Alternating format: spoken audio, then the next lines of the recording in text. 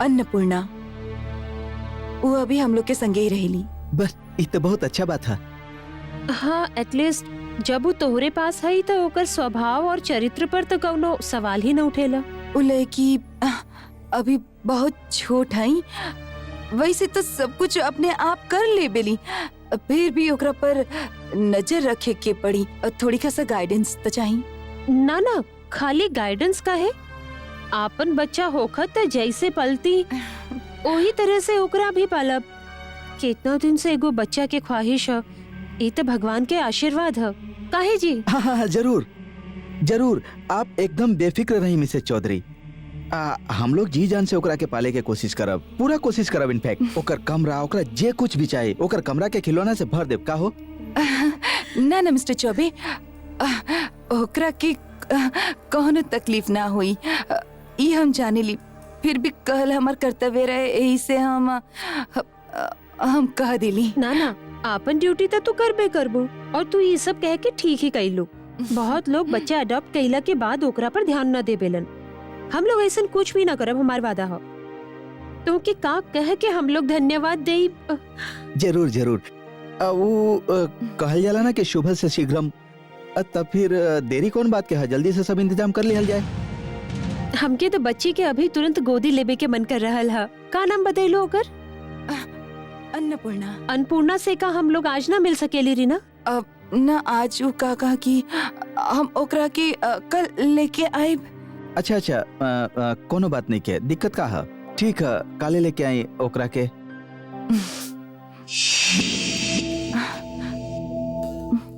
हम कुछ गलत तो ना कर रहा हैं?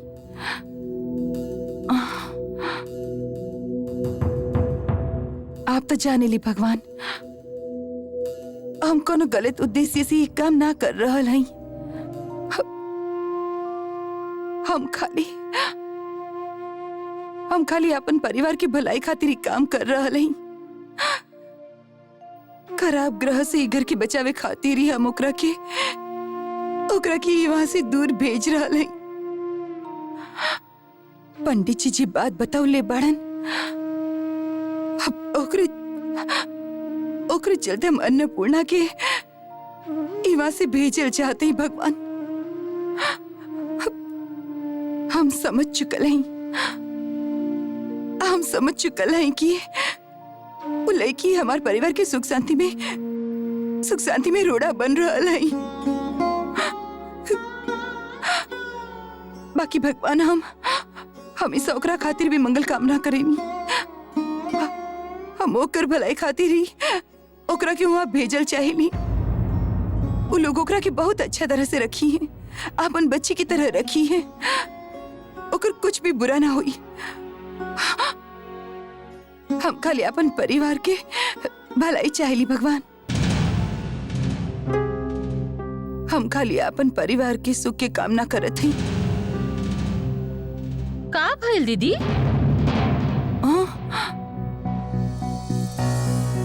वो कुछ नहीं है। हमरा से अपन मन के बात छुपावे की कोशिश मत करी दीदी। पूरा ना सही, कुछ बात हमके भी सुनाई पड़ल है। चलत है, सुमित के जाके ये खबर देत है।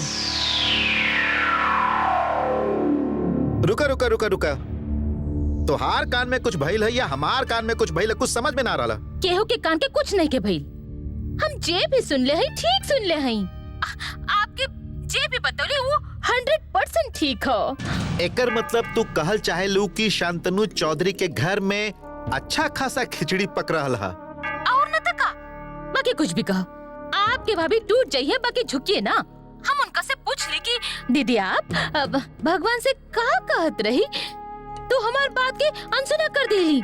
बाकी पूरा बात तो जाने के ही पड़ी, ना तो हम खिचड़ी कैसे पकाईब?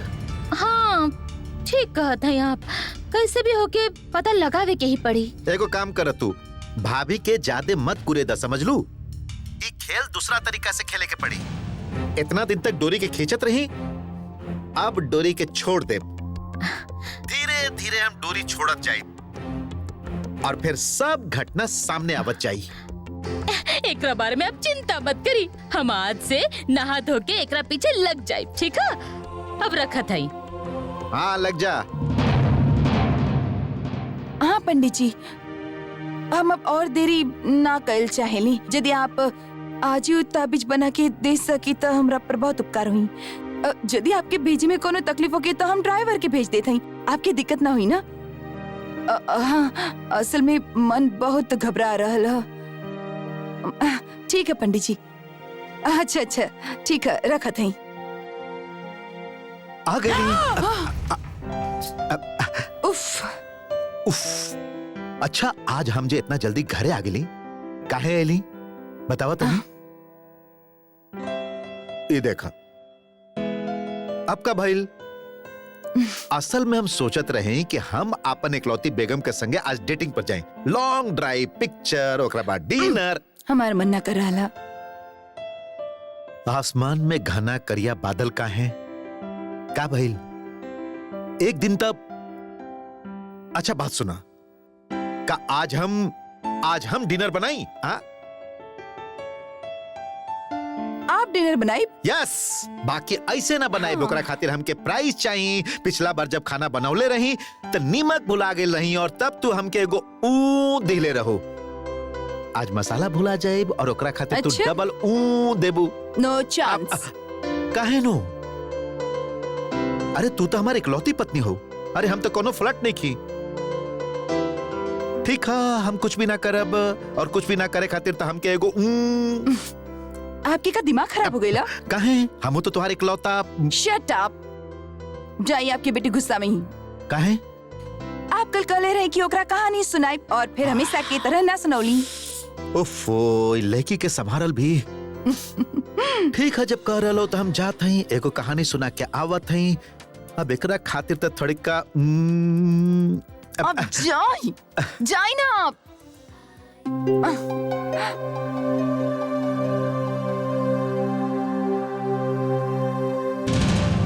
Yes, Papa. Eating sugar, no, Papa. Telling lies, no, Papa. Open your mouth, ha ha ha. Very good, very good. कितना सुंदर कविता सुनोलू तू दोनों। जानीला बाबू साहेब, आज हम दोनों नया पोएम बिना गलती कइले फिर से पढ़ ले हई। से तो हम देख लेली, तू दोनों तो गुड गर्ल हो। जयश्री मैम के बेस्ट स्टूडेंट हो तू दोनों। मैम चौक जाई है ना बाबू साहेब?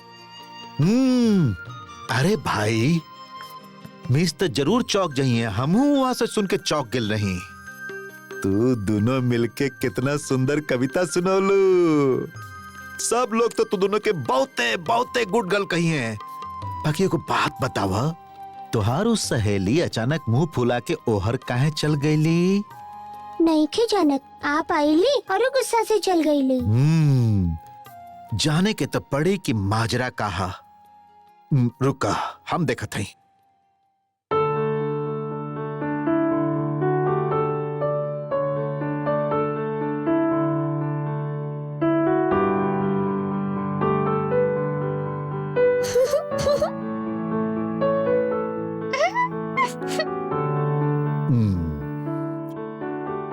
हमार छोट सी राजकुमारी लागता कि आज बहुत गुस्सा में है।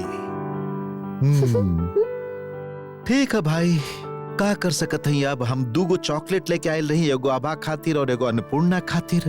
अन्नपूर्णा तो अपन चॉकलेट खा ले, बाकी आभा तो गुस्से में है। वो तो चॉकलेट ना खाए, फिर हम ही वो चॉकलेट खा लेते ही। ना हम खाएब।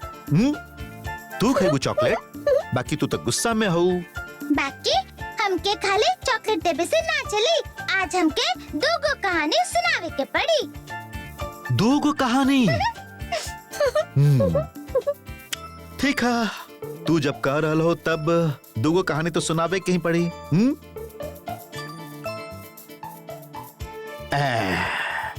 एगो कहानी आभा खातिर और एगो अन्नपूर्णा खातिर। ठीक है ना? अच्छा अन्नपूर्णा, तो एगो बात बतावा, एवा पे आके अब तुमके डर तो ना लागेला ना? बिल्कुल भी डर ना लागेला। वेरी गुड, बिल्कुल मत डरइया। हम लोग यहाँ पर है ना, तोहार बेस्ट फ्रेंड आभा है, बाबू साहेब बाड़न, बड़की माई है, फुआ है, सब लोग बाड़न। केहू तो के कुछ ना कही। चला द ताली। ये का भाई का सोच रहे हैं? कुछ ना,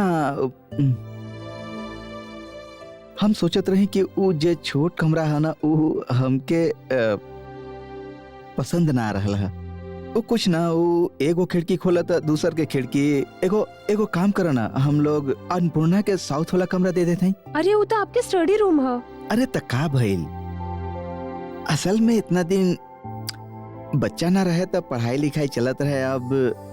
अब सबके कोनो जरूरत ही नहीं है। अब तो स्टडी रूम के ही किड्स रूम बना देते हैं। फिर तो घर के कलर भी चेंज करे के अरे पड़े। खाली कलर ही का है, तुमके तो पता है कि आजकल कितना सुंदर सुंदर किड्स फर्नीचर मिलेला, सिंगल बेड मिलेला, कलरफुल, सब सुंदर मिलेला। अरे जा, हमरा से को गलती हो गई। रीना कह ले है कि आज ही अन्नपूर्णा के लेके आई, बाकी ओकरा का खाना पसंद है तो पूछल ही बुला गई। राइट, ओकर मोस्ट फेवरेट जे डिश होई ना उहे तैयार कर लिहा। हाँ, हम रीना के एगो फोन कर लेते। फोन करा और ये भी पता लगाओ कि ओकर फेवरेट खिलौना का हो, कैसन खिलौना से वो खेलल पसंद करेली। रुका, हम पूछ लेते।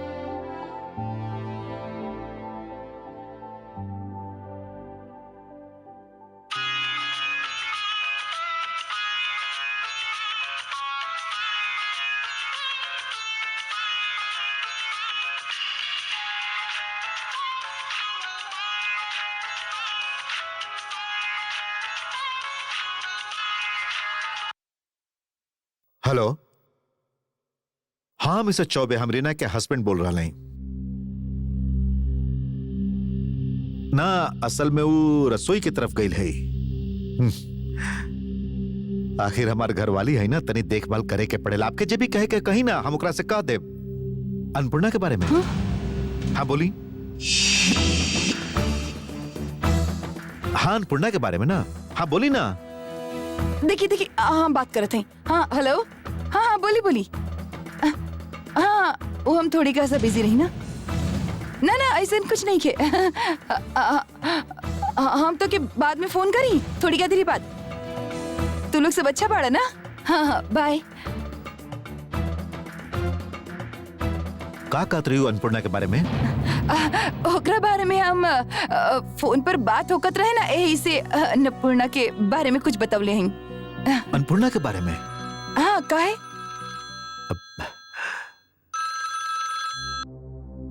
हेलो, हाँ मिस्टर सिंह, राजी हो गिल बाड़न? पेपर सब ठीक बना? फैंटास्टिक। फिर एगो काम करी, आप काल ही रुपया ट्रांसफर करे खातिर कह दी। Right, thank you mister Singh.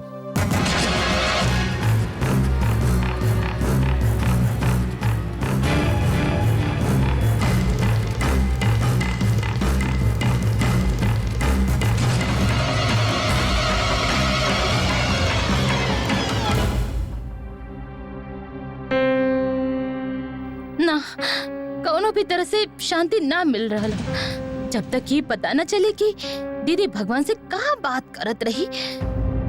समझ में तो आ रहा कि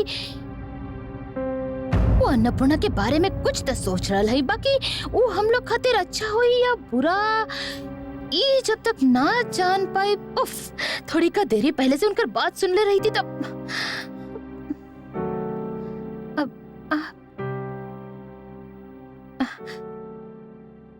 मैम कुछ ढूंढ रहा है? हाँ हम तो बोनी के ढूंढत रही, कहाँ हूँ? अरे ये क्या बात है, वो अभी तक पढ़े ना गई ना? हम तो मेरिट टेस्ट बे खातिर बैठल हई, कब से आभा और अन्नपूर्णा पे बैठल हई। तीनों जब तक ना बैठी है तो शुरू कैसे करब? कल हम बार बार बोनी के बता दिले रही, एकरा बावजूद भी अभी तक गायब है। का बताइए आपके, असल में बच्चा है ना, बाकी जे भी होके ओकरा के तो पता होके के चाहिए कि आप आ चुकल है। आप कुछ माइंड मत करब, हम देखत हई कि बोनी कहाँ है। पढ़ावे आइला और स्टूडेंट के खातिर वेट करत नहीं, ये ठीक नहीं खे। उफ, ये लेखा के चक्कर में हम तो पागल हो जाए। पढ़ाई लिखाई छोड़ के कहाँ भटक रहा लग के जाने। उफ, ये कब ना सुधरी। बोनी, ए बोनी, कहाँ गईली? बोनी, जाना तरो दीदिया, करप्शन कहवा नहीं के, हर जगह करप्शन है और एकरा बीच ही सच्चाई के रास्ता पे चले के कोशिश करे के पड़ी। ठीक कहता रे भैया, जमाना बहुत खराब है। हम लोग के समय तो निकल गई, लइकन के बारे में चिंता होखेला। वो देख रीना आ गईली, तो फिर तोहरा खातिर भी चाय मंगाई का रीना? हाँ, हम भी चाय पियब। कहे के जरूरत नहीं खे, हम ज्यादा ही लेके आइल है। रखा, हम ले जाते हैं। अच्छा, रख दे नीचे। सुनीता के दा। जयश्री आवा आवा आवा, आई यहीं चाय बैठी, दो उनका के। एक कप और दा। ना ना, हम अभी पी के आइल हई। तो अब बताएं, आपके स्टूडेंट सबके का प्रोग्रेस है? बहुत अच्छा, अब आप बहुत इम्प्रूव कर लीले हैं। सबसे ज्यादा अचरज होला अन्नपूर्णा के देख के।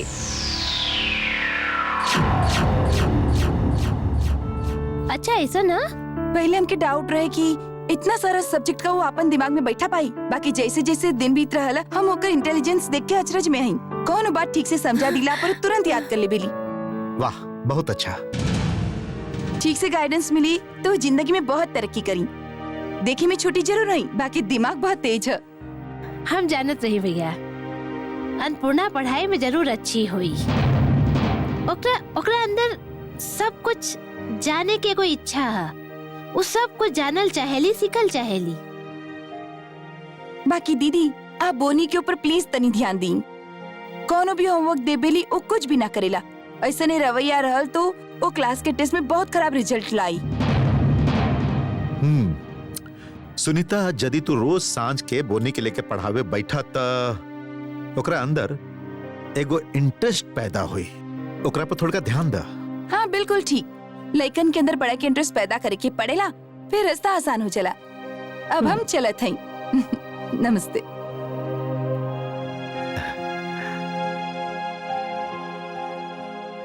इका तू लोग कहाँ जा रहा लो? हम लोग खेले जा रहे हैं। अच्छा जा। देखिए मैं छोटी तो था भाई, ओकर दिमाग बहुत तेज है।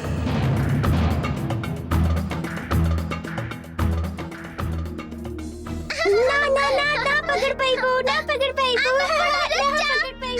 अरे रुको रुको, धीरे। अब अन्नपूर्णा, ई का हो रहा है?